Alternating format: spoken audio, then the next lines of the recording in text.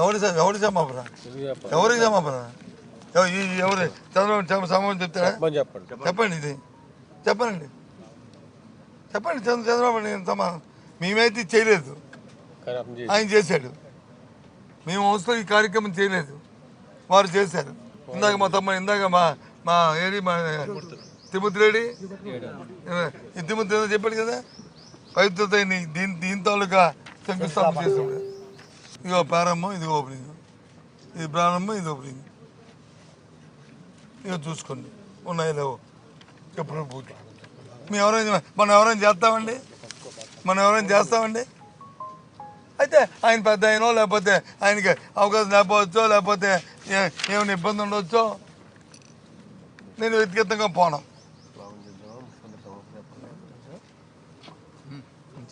లేదు కానీ